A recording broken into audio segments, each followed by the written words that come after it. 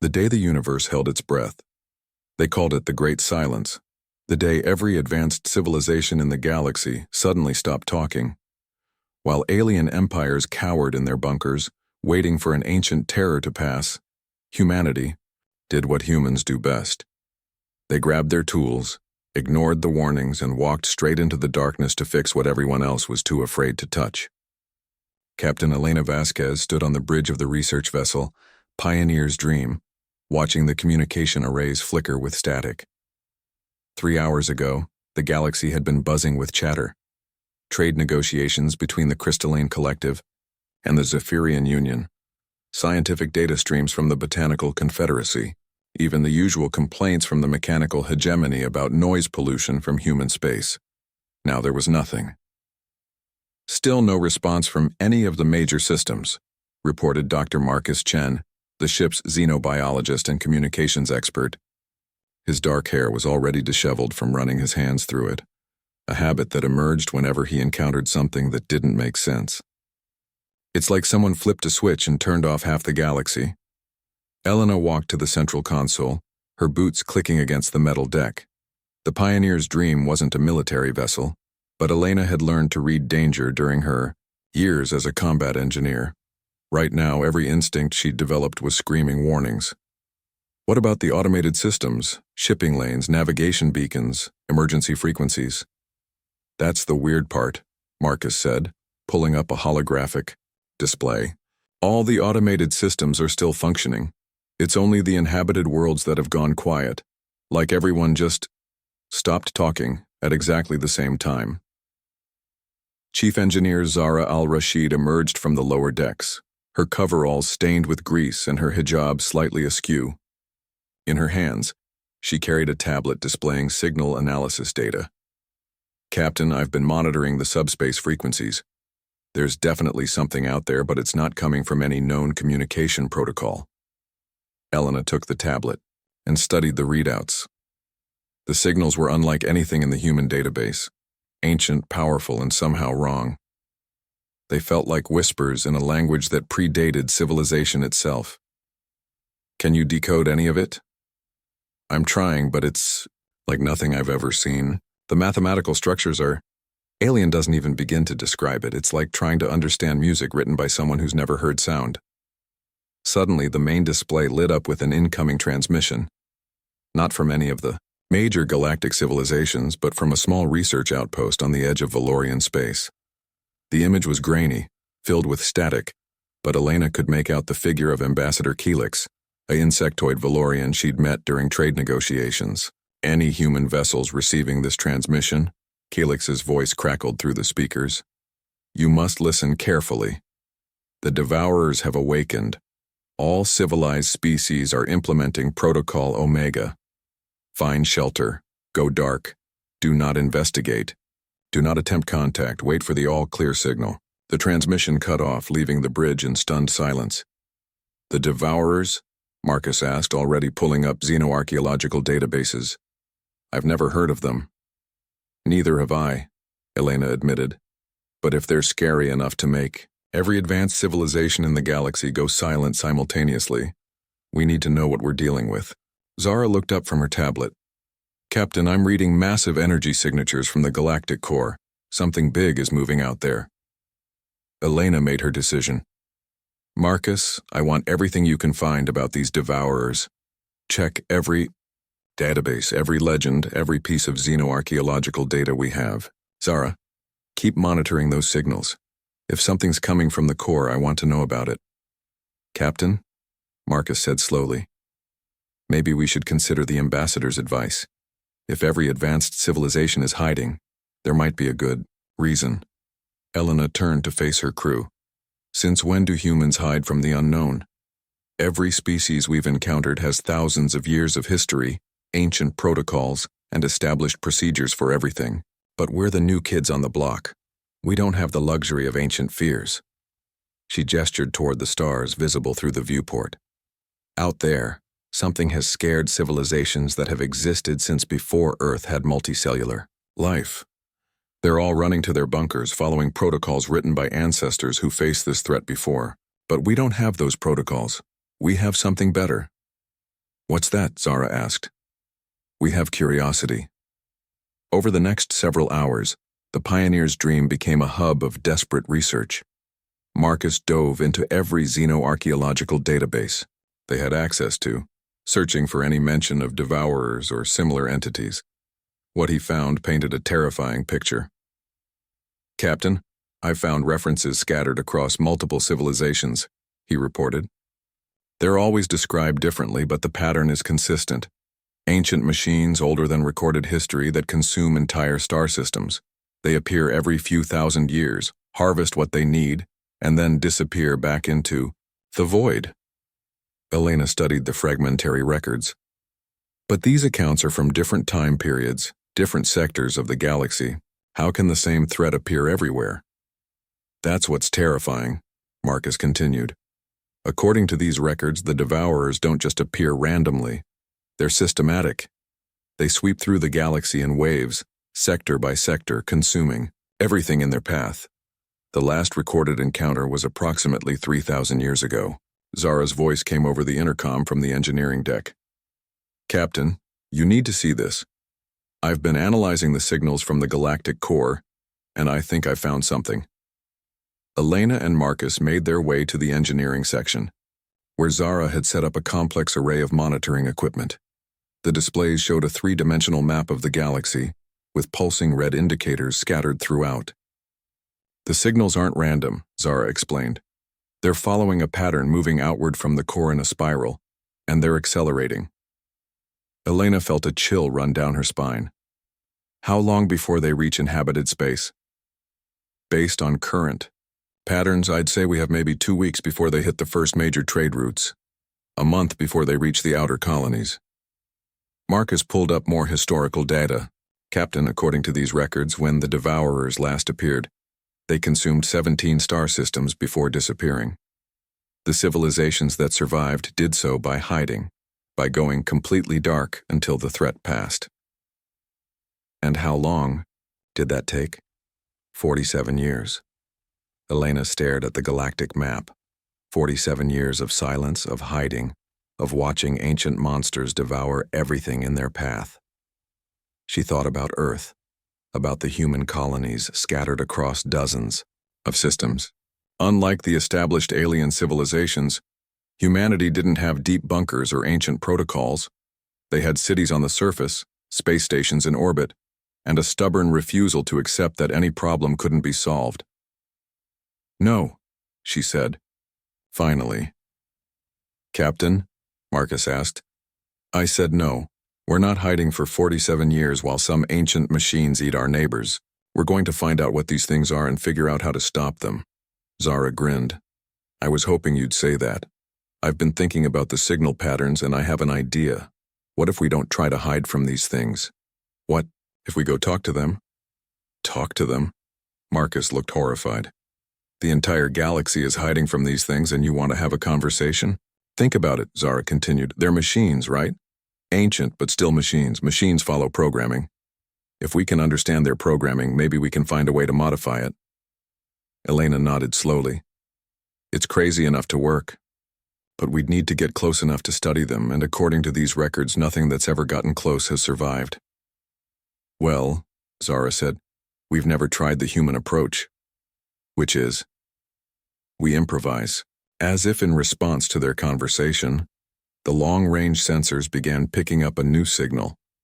This one was different from the others, weaker, more focused, and coming from a known location. It's from the Botanical Confederacy's research station in the Andromeda sector, Marcus reported. They're sending a distress call. Elena authorized the transmission. The image that appeared on the screen was heartbreaking. Dr. Silvana, a tree-like being Elena had worked with on several research projects, stood in what looked like a dying garden. Her usually vibrant leaves were withered, her bark scarred. To any vessels receiving this transmission, Silvana's voice was weak. This is Research Station Harmony. We are the last. The Devourers came 3 days ago. They didn't destroy us, they changed us. They're not just machines that consume matter. They consume information, consciousness, the very essence of what makes us who we are. The transmission flickered, and Elena could see movement in the background, shapes that might once have been other Botanical Confederacy members, now twisted into something else entirely. We tried to communicate with them, Silvana continued. We thought if we could understand their purpose, we could negotiate. But they don't communicate. They integrate. They take what they need and leave behind echoes, shadows of what we used to be. The transmission cut off abruptly, leaving the bridge in stunned silence. Captain, Marcus said quietly, maybe the galaxy is right to hide. Elena stared at the dark screen where Silvana's image had been. The Botanical Confederacy was one of the most peaceful civilizations in the galaxy, devoted to research and growth. If the Devourers could do that to them, what chance did anyone have? But then she thought about Earth, about the billions of humans who had never learned to give up in the face of impossible odds. She thought about the pioneers who had crossed oceans in wooden ships, who had walked on the moon with computers less powerful than a modern calculator, who had looked at every challenge the universe threw at them and said, "We'll figure it out." "No," she said again, "we're not hiding. We're going to find these things and we're going to stop them, not because we have ancient protocols or superior technology, but because that's what humans do. We fix things that are broken." She turned to her crew. "Zara, plot a course for the Galactic core. Marcus, I want everything you can find about ancient machine intelligences. If these things are as old as the records suggest, they might be running on programming that hasn't been updated in millennia." "Captain," Marcus protested, "this is suicide. The entire galaxy is hiding from these things." Elena smiled grimly. "Then it's a good thing we're not the entire galaxy. We're humans, and humans don't hide from the dark. We bring a flashlight and see what's really there." As the Pioneer's dream changed course toward the Galactic core, Elena couldn't shake the feeling that they were about to encounter something that would change everything. The galaxy was silent, waiting for an ancient terror to pass. But humanity had never been good at waiting. They were about to find out if that was a strength or a fatal flaw. When humans decided to fix the galaxy, the journey to the Galactic core took 6 days, and with each passing hour, the signals grew stronger. Elena watched her crew work with the kind of focused intensity that humans showed when facing the impossible. Marcus had buried himself in ancient texts and xenoarchaeological databases, while Zara had turned the ship's cargo bay into a workshop where she built devices that shouldn't have been possible with their limited resources. "Captain, you need to see this," Marcus called from his research station. His eyes were red from staring at screens, but his voice carried excitement. "I've been cross-referencing the Devourer legends with actual astronomical data, and I found something interesting." Elena joined him at the workstation where he had pulled up a 3-dimensional map showing the galaxy's spiral arms. Red markers indicated known Devourer encounters throughout history. "Look at the pattern," Marcus continued. "Every 3,000 years like clockwork. But here's the thing, they're not random attacks. The Devourers are following star formation patterns, targeting systems with specific mineral compositions." "What kind of minerals?" "Rare earth elements, quantum crystals, anything that could be used to build advanced technology. But they're not just taking resources. According to these records, they're also cataloging biological data, studying how life develops in different environments." Elena frowned. "That sounds almost like scientific research," Marcus finished. "Captain, what if the Devourers aren't invaders? What if they're researchers and everyone's been misunderstanding their purpose for millennia?" Before Elena could respond, Zara's voice crackled over the intercom. "Captain, I need you in the cargo bay. Now." They found Zara standing next to a bizarre contraption made from spare parts, quantum processors, and what looked suspiciously like components from the ship's coffee machine. The device hummed with energy, and holographic displays showed streams of data that made Elena's head hurt just looking at them. "Zara, please tell me you didn't cannibalize essential ship systems to build whatever this is." "Don't worry, I left the important stuff alone. Mostly." Zara grinned and patted the machine affectionately. "This is a universal translation matrix. If the Devourers are trying to communicate, This should be able to interpret their signals. Marcus stared at the device in amazement. How is that possible? We don't even know what computational language they use. That's the beauty of it, Zara explained. I'm not trying to decode their language. I'm creating a mathematical bridge. Basic concepts that any intelligent species would understand. Prime numbers, geometric relationships, physical constants. If they want to communicate, they'll recognize the patterns and adapt.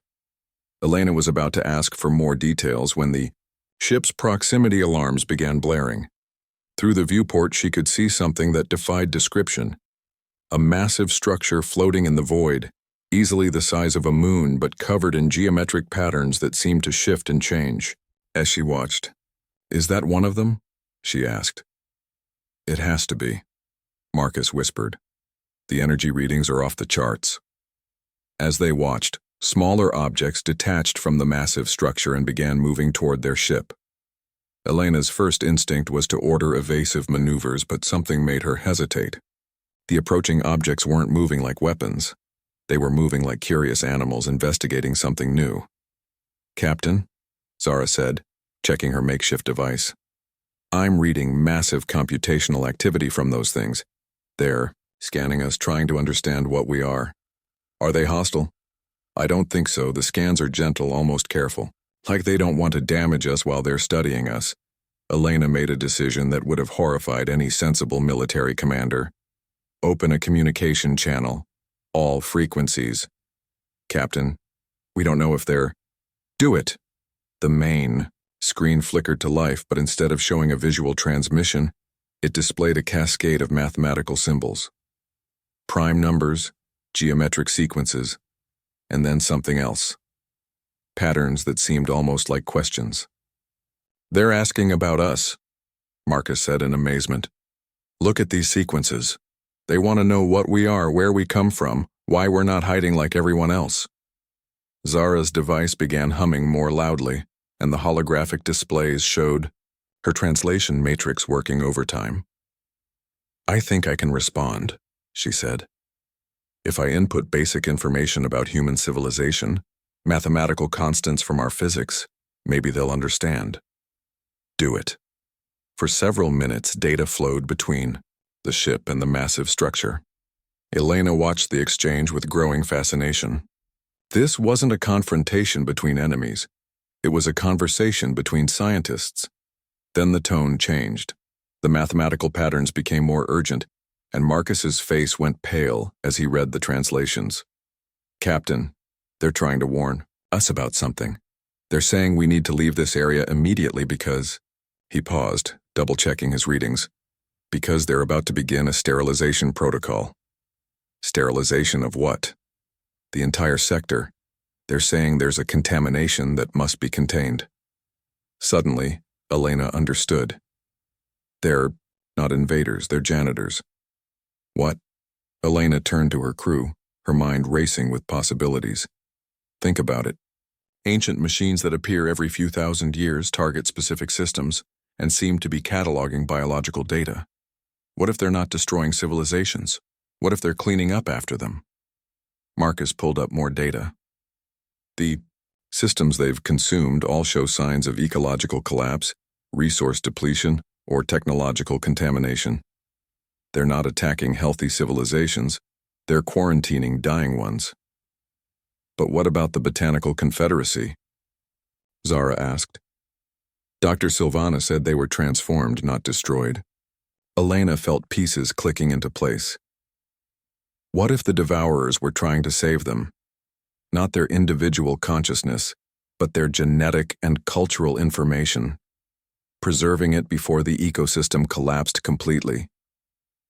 The communication array lit up again, this time with a different kind of urgency.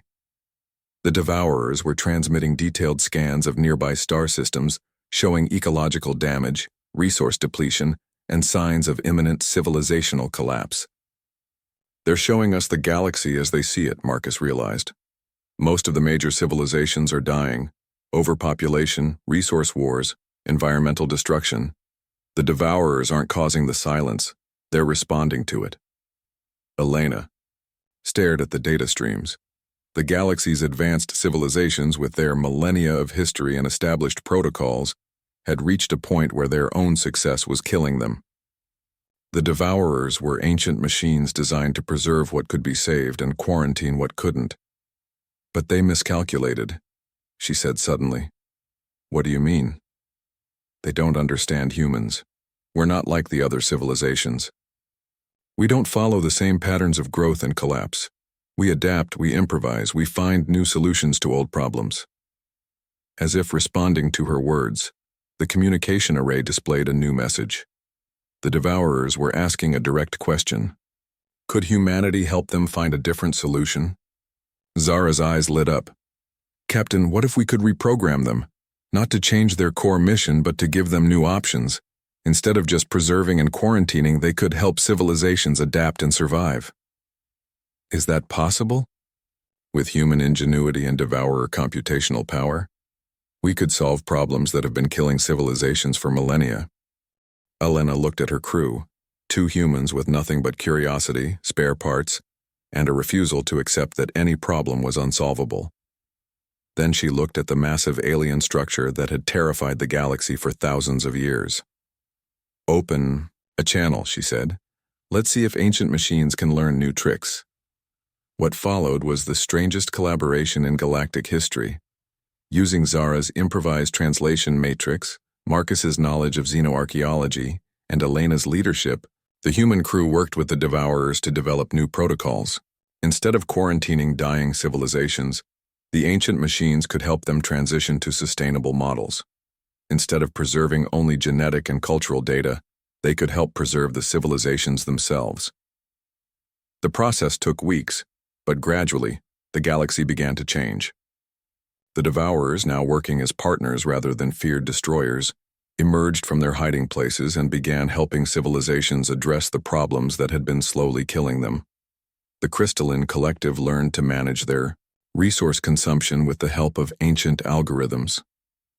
The Zephyrian Union discovered new forms of clean energy based on technologies the Devourers had preserved from extinct civilizations. Even the Botanical Confederacy was restored, with Dr. Silvana and her colleagues returned to their original forms, but carrying new knowledge about sustainable growth.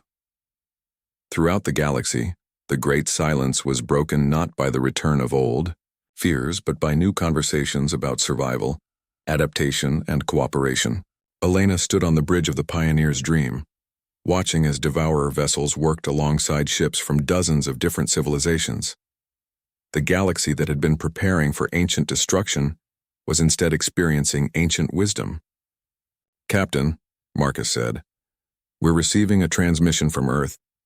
The Galactic Council wants to discuss formal recognition of humanity as, and I quote, the species responsible for saving galactic civilization.